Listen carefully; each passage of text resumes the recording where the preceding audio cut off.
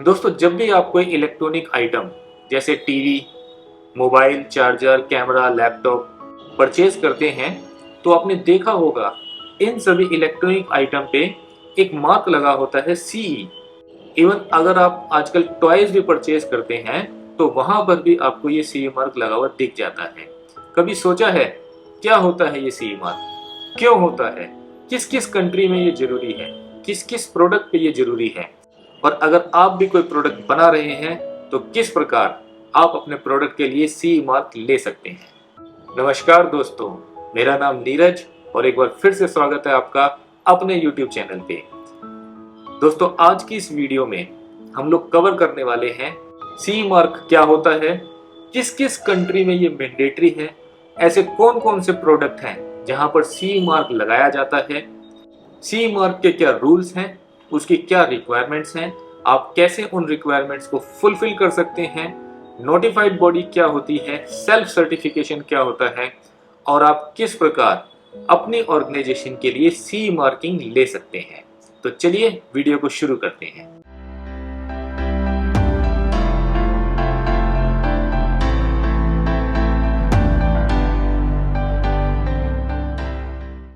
CE की जो abbreviation है वो है कन्फर्मिटे यूरोपियने। ये एक फ्रेंच वर्ड है और इंग्लिश में इसका मतलब है यूरोपियन कन्फर्मिटी। किसी भी प्रोडक्ट पर सीई मार्किंग होने का मतलब है कि उस प्रोडक्ट का जो मैन्युफैक्चरर है या उसका जो इंपोर्टर है वो इस बात को कंफर्म कर रहा है कि उसका प्रोडक्ट यूरोपियन हेल्थ, सेफ्टी और एनवायरमेंटल प्रोटेक्शन स्टैंडर्ड के अकॉर्डिंग है। अगर हम बात करें इसकी हिस्ट्री की तो 1994 में यूरोपियन यूनियन ने एक यूरोपियन इकोनॉमिक एरिया को एस्टेब्लिश किया और उसके अंदर यूरोपियन फ्री ट्रेड एसोसिएशन बनाई, जिसके अंदर यूरोप के अलावा 3 और कंट्रीज आइसलैंड, लिechtenstein और नॉर्वे को भी शामिल किया। इस एसोसिएशन को बनाने का जो इनका उद्देश्य था वो ये था कि यूरोप के अंदर जो भी प्रोडक्ट मार्केट में सेल किए जाते हैं वो यूरोपियन हेल्थ, सेफ्टी और एनवायरमेंटल प्रोटेक्शन स्टैंडर्ड को ध्यान में रख के बनाए जाएं, जिसके लिए यूरोपियन यूनियन ने बहुत सारी डायरेक्टिव्स बनाई, जिसके अंदर उन्होंने हर प्रोडक्ट के लिए एक स्टैंडर्ड सीई की डायरेक्टिव डिफाइन कर रखी। अगर हम बात करें कि किस किस कंट्री के अंदर सीई मार्किंग मैंडेटरी है तो यहाँ पे मैं आपको बताना चाहूंगा कि यूरोप के अंदर तो सीई मार्किंग मैंडेटरी है ही, लेकिन यूरोप ने एक mutual recognition of conformity assessment के तहत कुछ कंट्रीज के साथ भी एग्रीमेंट किया हुआ है और वो कंट्रीज के अंदर भी सीई मार्किंग मैंडेटरी है।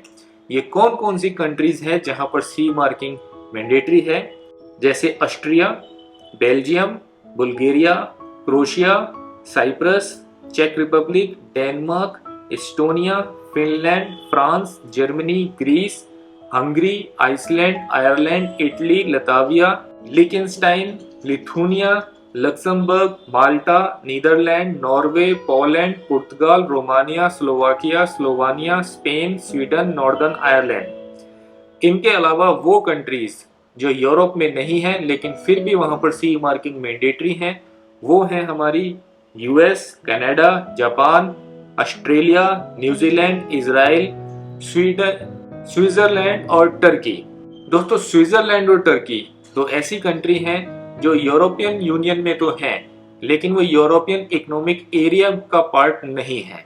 दोस्तों, मैं आपको यहाँ पे बताना चाहूंगा कि यूरोप के अंदर अगर आप कोई भी प्रोडक्ट मार्केट में सेल करना चाहते हैं तो वहां पर हर प्रोडक्ट के लिए सीई मार्किंग मैंडेटरी नहीं है, लेकिन बहुत सारे ऐसे प्रोडक्ट हैं जिनके लिए सीई मार्किंग मैंडेटरी है। तो बात करते हैं वो कौन कौन से प्रोडक्ट हैं जिनके ऊपर सीई मार्किंग मैंडेटरी है। तो यहाँ पर हमने कुछ कैटेगरी बनाई है जिसके अंदर ये प्रोडक्ट आते हैं। सबसे पहले है एक्सेसिबिलिटी, जिसके अंदर websites and mobile application of public sector bodies, ऐसे प्रोडक्ट के लिए सीई मार्किंग मैंडेटरी है और इसमें डायरेक्टिव लगेगी हमारी EU 2016/2102। दूसरे नंबर पर आते हैं केमिकल से रिलेटेड प्रोडक्ट, जिसके अंदर केमिकल सब्सटेंस जिसे हम रीच भी कहते हैं, इसमें रेगुलेशन लगता है हमारा EC नंबर 1907/2006। दूसरा है एक्सप्लोजिव फॉर सिविल यूजेस, जिसमें डायरेक्टिव लगती है 2014/28/EU। तीसरा है हमारा पायरोटेक्निक आर्टिकल्स, जिसमें डायरेक्टिव लगती है 2013/29/EU। दोस्तों नेक्स्ट है हमारे conformity assessment for management system. यहाँ पर हमारे न्यू लेजिस्लेटिव फ्रेमवर्क है and eco management and audit schemes हैं, जिसके अंदर हमारा रेगुलेशन नंबर 765/2008 है, डिसीजन 768/2008/EC और रेगुलेशन है EC 1221/2009। अगर हम बात करें कंस्ट्रक्शन प्रोडक्ट की, तो कंस्ट्रक्शन प्रोडक्ट के लिए जो स्टैंडर्ड है वो है कंस्ट्रक्शन प्रोडक्ट CPD/CPR, जिसमें रेगुलेशन है हमारा EU नंबर 305/2011 और डायरेक्टिव लगती है 89/106/EEC। अगर हम बात करें कंज्यूमर एंड वर्कर प्रोटेक्शन की, तो यहाँ पे हमारे स्टैंडर्ड्स हैं कॉस्मेटिक प्रोडक्ट्स, जिसमें रेगुलेशन लगेगा EC नंबर 1223/2009 और जनरल प्रोडक्ट सेफ्टी है, जिसमें डायरेक्टिव लगती है 2001/95/EC। नेक्स्ट है हमारे पर्सनल प्रोटेक्टिव इक्विपमेंट, जिसके अंदर रेगुलेशन हमारा लगता है EU 2016/425 और डायरेक्टिव है हमारी 89/686/EEC। अगर हम बात करें टॉय सेफ्टी की, तो यहाँ पे हमारी डायरेक्टिव लगती है 2009/48/EC। दोस्तों नेक्स्ट है हमारे एनर्जी एफिशिएंसी वाले प्रोडक्ट। इसके अंदर आता है eco design and energy labelling, जिसमें डायरेक्टिव लगती है 2009/125/EC एंड रेगुलेशन लगता है इसमें 2017/1369। अगर हम बात करें इलेक्ट्रिक एंड इलेक्ट्रॉनिक इंजीनियरिंग की, तो यहाँ पर हमारे प्रोडक्ट आते हैं जिसमें इलेक्ट्रोमैग्नेटिक कंपेटिबिलिटी है, जिसमें डायरेक्टिव लगेगी 2014/30/EU और नेक्स्ट है इक्विपमेंट फॉर एक्सप्लोसिव एटमॉस्फेयर, जिसको हम लोग एटेक्स भी कहते हैं। इसमें डायरेक्टिव लगती है 2014/34/EU। नेक्स्ट है लो वोल्टेज। लो वोल्टेज के अंदर हमारी डायरेक्टिव लगेगी 2014/35/EU। नेक्स्ट है ऐसे प्रोडक्ट जिनमें कोई रेडियो फ्रीक्वेंसीज निकलती हैं, तो रेडियो इक्विपमेंट में डायरेक्टिव हमारी लगेगी 2014/53/EU। नेक्स्ट है ऐसे प्रोडक्ट जिसमें कोई restriction of the use of certain hazard substance, जिसको हम लोग ROHS भी कहते हैं, उसमें डायरेक्टिव लगती है 2011/65/EU। दोस्तों अगर बात करें हेल्थ केयर इंजीनियरिंग की, तो यहाँ पर हमारे पास है कुछ ऐसे प्रोडक्ट जो इन वेट्रो डायग्नोस्टिक मेडिकल डिवाइसेस में आते हैं। यहाँ पर हमारा रेगुलेशन लगता है 2017/746 और डायरेक्टिव लगती है 98/79/EC। साथ ही अगर कोई ऐसी मेडिकल डिवाइसेस हैं जो एक्टिव इम्प्लांटेबल मेडिकल डिवाइसेस में आती हैं, तो उसके लिए डायरेक्टिव लगेगी 90/385/EEC। अगर कोई नॉर्मल मेडिकल डिवाइसेस हैं, तो उसके अंदर रेगुलेशन लगता है 2017/745 और डायरेक्टिव लगती है 93/42/EEC। दोस्तों अगर बात करें मीजरिंग टेक्नोलॉजी की, तो यहाँ पर हमारे पास दो स्टैंडर्ड हैं। अगर कोई प्रोडक्ट है मीजरिंग इंस्ट्रूमेंट, तो डायरेक्टिव लगेगी 2014/32/EU और अगर कोई product non automatic weighing instrument है, तो डायरेक्टिव लगेगी 2014/31/EU। अगर हम बात करें mechanical engineering and means of transport की, तो यहाँ पर अगर product cable way installation design to carry से रिलेटेड है, तो रेगुलेशन हमारा लगेगा 2016/424 और डायरेक्टिव लगेगी हमारी 2000/9/EC। अगर प्रोडक्ट गैस अप्लायंसेस है, तो रेगुलेशन हमारा लगता है 2016/426 और डायरेक्टिव है हमारे पास में 2009/142/EC। Inspection of pesticide application equipment है, तो उसके लिए डायरेक्टिव है 2009/128/EC। और अगर हमारे पास प्रोडक्ट है लिफ्ट, तो उसके अंदर डायरेक्टिव लगेगी 2014/33/EU। अगर कोई मशीनरी है तो उसके अंदर मशीनरी की डायरेक्टिव लगेगी 2006/42/EC। और अगर कोई इक्विपमेंट वो प्रेशर इक्विपमेंट है तो डायरेक्टिव लगेगी 2014/68/EU। दोस्तों, अगर कोई रेल सिस्टम से रिलेटेड है तो इंटेरोपैरेबिलिटी डिवाइसेस के लिए हमारी डायरेक्टिव लगेगी 2016/797।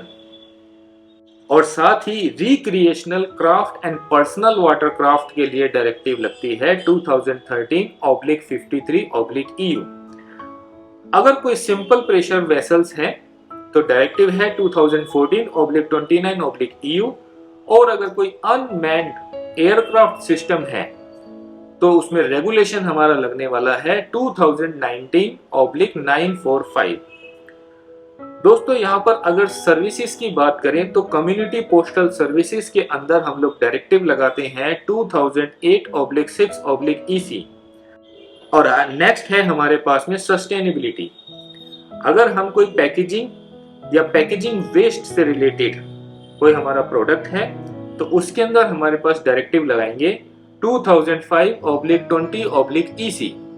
तो आपने देखा किस प्रकार हमने प्रोडक्ट्स को अलग अलग कैटेगरी में डिवाइड कर रखा है और हर प्रोडक्ट के लिए अलग डायरेक्टिव और अलग रेगुलेशंस हैं। अब हम बात करेंगे कि सीई मार्किंग के जो रूल्स हैं वो क्या क्या हैं।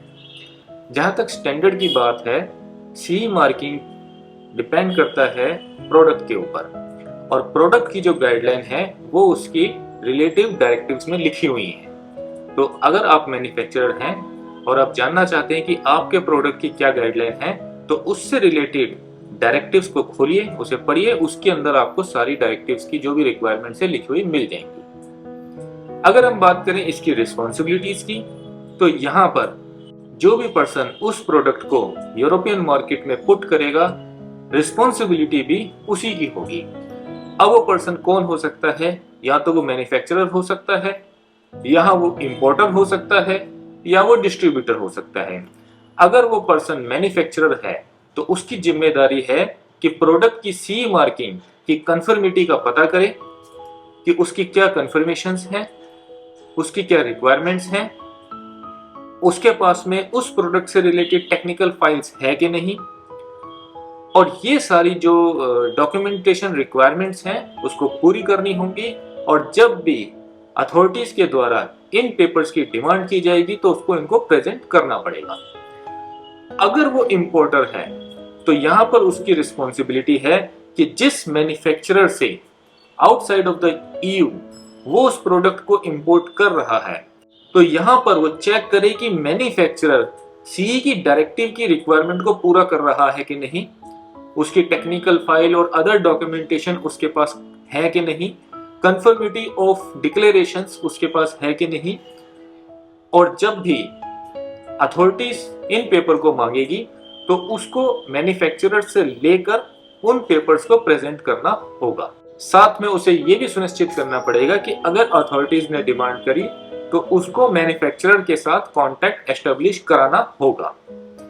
अगर प्रोडक्ट को मार्केट में पुट करने वाला डिस्ट्रीब्यूटर है तो उसकी ये रिस्पॉन्सिबिलिटी बनती है कि वो इंपोर्टर और मैन्युफैक्चरर दोनों में से जिससे भी वो माल ले रहा है उसकी डॉक्यूमेंटेशन वो वेरीफाई करे और चेक करे कि सीई की रिक्वायरमेंट वो मैन्युफैक्चरर या इंपोर्टर पूरी कर रहे हैं कि नहीं। यहाँ पर अगर इंपोर्टर या डिस्ट्रीब्यूटर उस प्रोडक्ट को मैन्युफैक्चरिंग तो नहीं कर रहे हैं, लेकिन वो मैन्युफैक्चरर से प्रोडक्ट लेकर अपने नाम से ही उस प्रोडक्ट को मार्केट में पुट कर रहे हैं, तो यहाँ पर मैन्युफैक्चरर की नहीं, उस डिस्ट्रीब्यूटर की या उस इंपोर्टर की रिस्पॉन्सिबिलिटी होगी कि वो लीगल पेपर्स सारे उसके प्रिपेयर करे और अथॉरिटीज के मांगने पे उनको शो करे। अब हम बात करते हैं सीई के अंदर डॉक्यूमेंटेशन रिक्वायरमेंट की। तो डॉक्यूमेंटेशन रिक्वायरमेंट के अंदर जो सबसे पहली रिक्वायरमेंट है वो है declaration of conformity. Declaration of conformity एक मैंडेटरी रिक्वायरमेंट है जो मैन्युफैक्चरर या उसका जो भी ऑथराइज्ड रिप्रेजेंटेटिव होगा उसको उस पे साइन करके ये कंफर्म करना होता है कि उसका जो प्रोडक्ट है, जो ईयू की जो गाइडलाइंस है, उसकी जो रिक्वायरमेंट है, उसको पूरा कर रहा है। अगर हम इसके फॉर्मेट की बात करें तो इस डिक्लेरेशन के अंदर मैन्युफैक्चरर को अपना नाम या उसके ऑथराइज्ड रिप्रेजेंटेटिव का नाम, उसका एड्रेस, प्रोडक्ट की डिटेल, प्रोडक्ट का सीरियल नंबर, उसका मॉडल नंबर, उसकी टेस्ट रिपोर्ट, उसके बारे में और भी जो इंफॉर्मेशन है वो सारी उस पे मेंशन करनी होती है। एज वेल एज अगर वो प्रोडक्ट थर्ड पार्टी से सर्टिफाइड है तो नोटिफाइड बॉडी का नाम, नंबर उस पे देना होता है और नीचे अपना साइन और स्टैम्प करने जरूरी होते हैं। और साथ ही अगर वो प्रोडक्ट इंपोर्टेड है तो इंपोर्टर को डीओसी की कॉपी अपने पास रखनी होती है। साथ में 10 साल तक अगर कोई भी अथॉरिटीज उस कॉपी की डिमांड करती है तो उसको प्रेजेंट करना पड़ता है। साथ में एक चीज और जरूरी है कि डिक्लेरेशन ऑफ कंफर्मिटी जिस भी कंट्री में वो माल अपना भेजा जाएगा उस कंट्री की लोकल लैंग्वेज में वो डीओसी होना जरूरी है। दूसरी रिक्वायरमेंट है यूजर मैनुअल। मैन्युफैक्चरर को उस प्रोडक्ट को कैसे यूज करना है पूरी की पूरी जानकारी उस यूजर मैनुअल में देना आवश्यक है। डॉक्यूमेंटेशन रिक्वायरमेंट के अंदर जो तीसरी रिक्वायरमेंट है वो है टेक्निकल फाइल। एक मैन्युफैक्चरर को अपने टेक्निकल फाइल के अंदर उस प्रोडक्ट से रिलेटेड सारी इंफॉर्मेशन देना जरूरी होता है। इस फाइल के अंदर खास तौर पे design, drawing, bill of material, list of applied EN standard, label photocopies, packaging photocopies, user manual photocopies और रिस्क असेसमेंट से रिलेटेड सारी इंफॉर्मेशन देना जरूरी होता है।